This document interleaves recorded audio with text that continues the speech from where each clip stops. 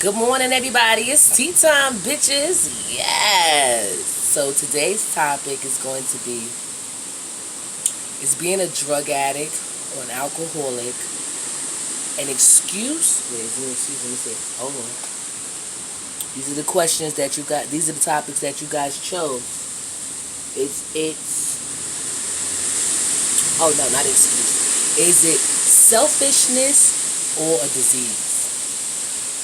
So here's why I don't believe it's actually a disease. I believe that the reason why it's considered a disease in the medical field is because they make money and they see that it's a marketable situation for them to gain, money because a lot of people are on drugs. I don't think it's selfishness either. I think it has to do with, and if you take the time out to understand the person's life and the trauma that they've gone through, like I spoke about in another topic. Like, people be going through some stuff. And also, some people, I know from, not my experience, but I know from watching and seeing and knowing, some people get put on because somebody that made them do drugs, okay? Or they, and then most of the time, people who do drugs, they're weak-minded. Doesn't make you a good or bad person. It's just a weak mind where you're easily influenced, okay?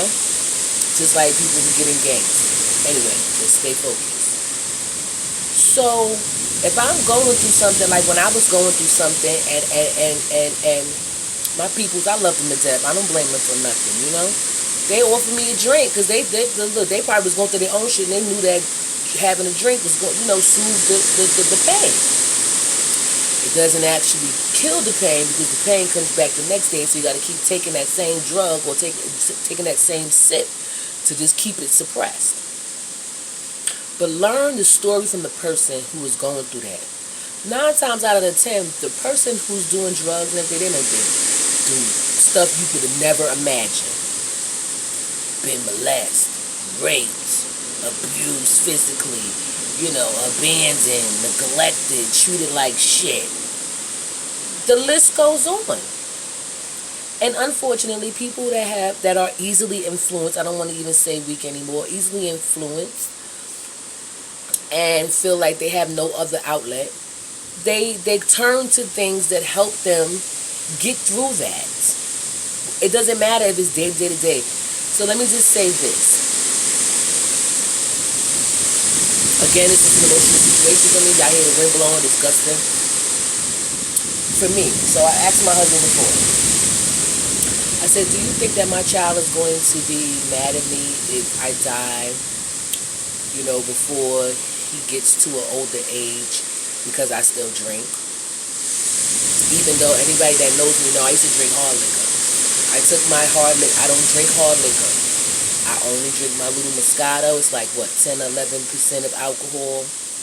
I have 1 bottle a day. It is what it is. That's my truth. But I asked my husband, I said, you think he's going to be upset with me? Can you imagine my child? When he, if I die tomorrow, or if I die in 2 years, he may be upset with me and wonder why I chose. He's going to feel like I chose alcohol over him. But is that the situation? No, it's not. I got my own shit going on. I'm being the best mother I can. I'm being very involved in his life, and I'm doing everything that I can. But when I get my downtime, okay, I have my motherfucking self a drink for my own shit that I got going on. Now, it don't always be shit, but sometimes, it do. Sometimes I just want to have a glass of wine. I really like wine. I really do. I be thinking I'm like a celebrity in my house. I be like, yes, bitch, what?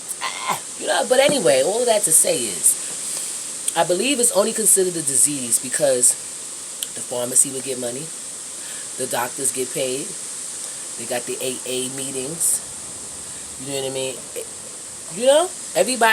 Everybody gains from somebody who is on drugs, opposed to putting them in a program and giving them counseling.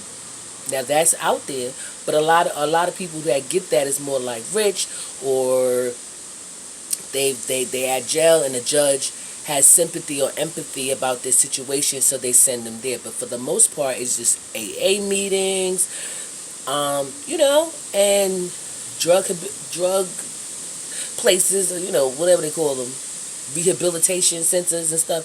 And we know that those shits don't work. I went to one. I outsmarted every fucking body. And I was taking motherfucking the drug test and the alcohol test. And I was drinking. Look, I done got so fucking good to the point where I would drink the night before and just drink a gallon of water and take an emergency, what they call it, emergency, the little packet, and have a Gatorade or something with some coffee, or whatever. So I was fooling the system.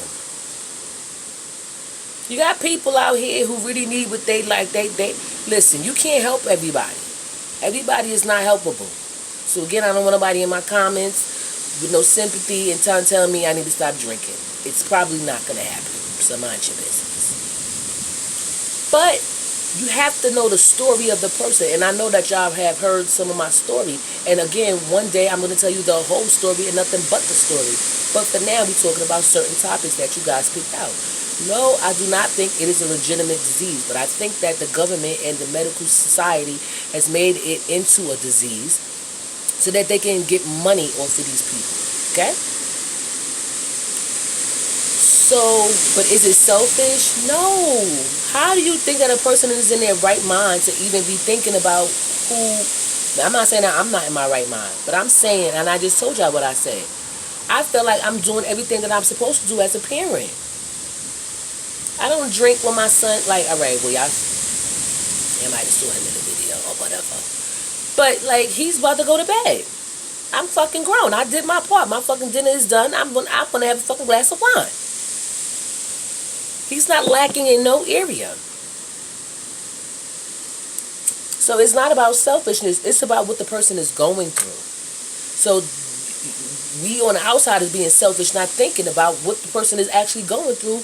It's all about you. Whether you're a child or an adult child, you know what I'm saying, or whatever. Like, you have to take yourself out of your shoes for one moment and try to understand the other person's perspective, their situation, where they come from, their foundation, what they've been through, and how they dealing with it. Ask them. Listen. Yeah, listen, we done seen on a couple of people's lives where they done talked to a crackhead and they done told the whole story, and you be like, oh, damn, You have to have sympathy for people. You have to have some empathy about the situation. It's not about selfishness. I don't know no crackhead or no alcoholic or no type of person that's on drugs that said, fuck my kid, I'm going to get... They're not saying it. They say, really love my child. No, but I'm going to do some shit. Okay? Peace.